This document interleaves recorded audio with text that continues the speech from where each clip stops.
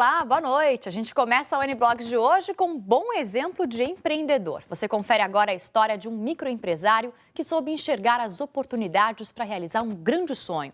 Ele era faxineiro e virou empresário. O dono da padaria tem muitos motivos para andar animado. Bom dia, Rosângela. Tudo bem? Nem o próprio Vicente acredita, até hoje. Na juventude, lidava com lavoura, no interior de Minas. Veio para São Paulo para trabalhar como faxineiro. Você foi galgando devagarinho dentro da empresa. Aí, depois de aproximadamente 3 meses que eu estava de faxineiro, um encarregado pegou e chamou eu para trabalhar na produção. Foi o início de uma trajetória meteórica. Em pouco tempo, virou chefe de seção. Juntou dinheiro e conseguiu comprar uma padaria quase abandonada, que ninguém queria. Ele quis e não parou mais. Quem diria, hein? Olha só, Vicente, o mineiro, virou empresário. Hoje ele é dono não só dessa padaria aqui, ó, que fica em Itaquaquecetuba, uma cidade da Grande São Paulo, mas é dono de uma rede de 6 padarias. Ele fica só atrás do balcão, ó, controlando tudo. E ele disse que teve um lema que motivou essa revolução na vida dele. Que lema é esse, mineiro? Seja você faxineiro ou fazendeiro, seja bem-vindo da panificadora do Mineiro. Para comprar a mercadoria só precisa do dinheiro. E o cafezinho do Mineiro é de graça o dia inteiro, meu companheiro. É exatamente isso. Vicente criou o cafezinho aperitivo, de graça. Conquistou a freguesia. Toma um cafezinho do Mineiro aí, meu companheiro. Você vai parar onde, então, desse jeito? Eu pretendo fazer alguns cursos a mais e fazer um centro de treinamento. Pegar essas pessoas para trabalhar e fazer o padeiro, o confeiteiro. Você quer fazer uma escola, então? Exatamente.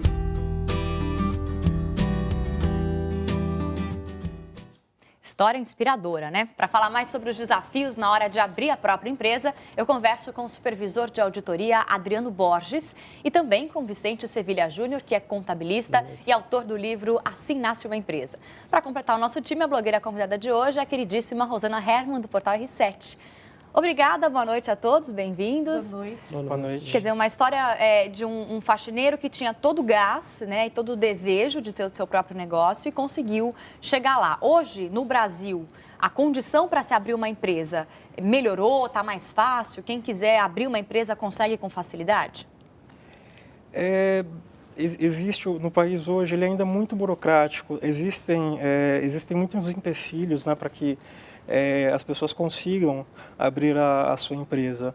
E as pessoas às vezes veem exemplos como esse da reportagem, se animam, acham que conseguem com certa facilidade, mas tem um caminho muito complicado aí pela frente. Tem várias situações e regrinhas que precisam ser seguidas, né, Vicente, para você conseguir abrir uma empresa. Fabiana, assim, mais do que as regras em si, é preciso desmistificar um pouquinho essa questão de abrir empresa, né? Nós vimos um exemplo de sucesso, tem 1 milhão de exemplos de sucesso por aí. Mas abrir uma empresa não é uma tarefa que não exige esforço. Então, o Adriano, por exemplo, falou sobre a burocracia que é necessária, né, Adriano? Correto. Mas exige uma dedicação, exige um empenho, mais coisas do que simplesmente vencer aquelas dificuldades burocráticas ou de papelada, né? O Vicente, aí, meu xará da reportagem, foi muito criativo. Criatividade é uma coisa que salva muito o empreendedor. Uhum. Acho que um pouco de carisma também, saber lidar com as pessoas, né? Então, eu acho que também tem sempre o fator sorte e personalidade, porque vai muito da personalidade. Tem gente que parece que nasceu, sabe lidar com a situação. Tem gente que por exemplo, eu tenho uma microempresa, mas eu nunca consegui me tornar uma empresária mesmo de sucesso, digamos assim, porque eu não tenho paciência necessária para lidar com essas barreiras. Eu já vou me irritando. Mas você presta serviço com a sua empresa. Exatamente. As suas ideias é o serviço que você vende. Exatamente. Eu vendo o meu serviço, mas eu não conseguiria ter uma cadeia de lojas ou, sabe, assim, a pessoa que monta 10 padarias, porque você tem que ter um nível também de envolvimento com coisas que você não gosta. Então, eu ia falar disso. Como é que faz para lidar com coisa que eu não gosto? A gosto? questão administrativa, financeira, você tem que ter conhecimento sobre isso, né? Porque, na verdade, assim, né, se você pegar todo mundo que empreende, procura empreender, estava falando com o Adriano antes da gente começar, naquilo que conhece, né? Então, por exemplo, o Vicente ali, se ele foi para essa área, ele deve fazer um bom café, deve conhecer de receitas, de culinária, enfim, ele foi para aquela área. Né? Onde ele atua. Exatamente. Mas não basta conhecer disso, porque você tem que lidar com marketing, você tem que lidar com pessoas, com a sua equipe de funcionários, você tem que lidar com uma série de outras tarefas. Eu acho que aquilo que você disse de sorte, na verdade, é o fruto da pessoa aprender a lidar com isso. A gente tem capacidade de aprender essas coisas. Né? Mas tem que ter disposição. Isso, mas você tem que dedicar tempo. Né, agora, no caso de você abrir uma empresa, né, pode ser qualquer ramo, restaurante, serviços, né, de vendas, mas você tem que conhecer o mercado para quem você está vendendo, né, Adriano? É importante que você conheça o mercado, onde você atua, qual é o público que você quer atingir. Isso é muito importante. Isso depende muito da saúde da sua empresa, para que você tenha uma boa continuidade. Uhum. Isso é muito importante. E muitas vezes, como você está falando, as pessoas elas focam naquilo que elas sabem fazer de melhor e acabam esquecendo um pouco esses detalhes e é aí que acontece. E como faz? A gente arruma um sócio que entenda e goste? Isso é uma questão delicada, né? Arrumar um sócio, às vezes você não né? Eu acho complicado você ter um negócio que você tem uma ideia, mas... digamos assim, uma manicure, ela quer prestar serviço, abrir um salão, Mas porque ela entende de administrar. cabelo, mas não sabe administrar. Como é que faz, né? Como é que você vai saber o custo para você saber quanto você vai cobrar uma unha e um cabelo? Verdade. Entende? Você tem Mas que, você vê, como é que Rosana, calcula o e custo fechar do a conta serviço? no fim do mês, Pois né? Antes de abrir a empresa, o ideal seria que todo mundo fizesse um plano de negócios. Então, já antes mesmo de abrir, ela já precisaria ter algum conhecimento que ela, como princípio, não tem. Esse plano de negócios vai envolver o quanto de dinheiro precisa, questão estratégica, o ponto onde ela vai se instalar, que público, que mix de serviços ou de produtos, coisas que talvez ela não domine. Outro detalhe que eu vou pôr do lado, mas eu já emendo os dois, é a questão do dinheiro. Muitas vezes você quer abrir uma empresa e não tem o dinheiro, não tem o capital necessário para aquilo, né? E é comum que as pessoas busquem sócio para suprir essas deficiências. Então, eu vou buscar um sócio que conheça de administração ou eu vou buscar um sócio que tenha dinheiro. Isso é uma armadilha perigosa. Ah, é? É uma armadilha perigosa. Existem profissionais para isso. Você pode Então, você contratar pode um contratar serviço. alguém que saiba fazer isso para você e você não precisa ter o sócio. Como você também pode buscar recursos em bancos, em linhas, por exemplo, o Sebrae, o Banco do Brasil tem linhas oficiais, que são linhas preparadas para incentivar essas pessoas, e aí você tem o dinheiro sem precisar ter o sócio. Mas nesse caso do crédito, mas se você precisar de alguém para administrar Você ou para... contrata, você pode Dá contratar. para você Você contratar. pode contratar todos esses serviços? Você pode contratar todos esses serviços. Não são serviços que eu posso dizer que são exatamente baratos, mas as pessoas têm uma imagem de que é proibitivo, eu não vou ter dinheiro. Tem sim. E um bom investimento, quando eu digo um bom investimento, abrir uma boa empresa, depende de você estar disposto a investir E nisso também. assessoria jurídica? Como é que a gente faz na hora que você precisa de assessoria jurídica? Contrata. Alguém processa, você comeu uma coxinha, ela acha que ficou doente pela sua coxinha, quer processar você. E aí? Tem que contratar um advogado, Tem não, que Adriano? contratar. E é complicado, porque às vezes a pessoa não tem o capital, de repente, para estar contratando todo tipo de serviço que ela necessita. Mas Mas Uma acho dica que eu acho legal, Fabiana, vale a pena para todo mundo, né? O Sebrae, que é uma entidade pública, ele tem um trabalho muito bacana de orientação. É. Então, eu penso que todo mundo que pensa em abrir uma empresa podia dar um pulinho no Sebrae, tem espalhado pelo Brasil inteiro, lá tem um grupo de apoio muito bom para isso. Não, justamente falando sobre o Sebrae, todos os dias surgem 3 mil novos empresários no Brasil. A maior parte é formada por donos de pequenos negócios que saíram da informalidade e aderiram à lei do empreendedor individual.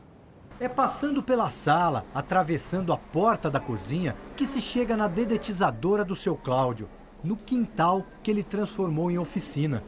Cláudio de Souza é bastante requisitado, um profissional experiente com 27 anos no ramo e assim mesmo sentia o peso de trabalhar na informalidade. Eu não tinha nota fiscal, eu não tinha como emitir, então eu acabava perdendo com serviços grandes, né? E hoje eu não perco mais os serviços desses. Há 4 meses ele registrou a empresa, além de emitir notas fiscais, pintou a fachada da casa e só se arrepende de ter demorado tanto tempo. Parece que é difícil, um bicho de cabeça, mas não é. Seu Cláudio recebeu ajuda do Sebrae, que apoia pequenos empreendedores. Não importa a área de atuação, até mesmo pela internet é possível fazer a inscrição e pedir um certificado de registro da empresa. Não é este o momento adequado para vir para a formalidade, seja porque ela reduz burocracia, seja porque ela tem uma carga tributária tida como justa. Quem adere ao programa paga por mês entre R$ 56 e R$ 61, de acordo com o tipo de serviço. Mas essa tributação é válida para quem tem renda bruta de até 36 mil ao ano. As vantagens para quem se torna um microempreendedor são aposentadoria por idade e por invalidez, salário maternidade, pensão por morte, juros diferenciados na rede bancária e até a participação em licitações do governo. Agora, como uma empresa registrada, o seu Cláudio teve que fazer algumas alterações para atender a demanda da dedetizadora. A primeira delas foi investir em equipamentos mais novos e modernos. Mas ele quer avançar um pouco mais. Pretende ampliar a pequena oficina e contratar o primeiro funcionário. Hoje dá para seguir o caminho que eu quero.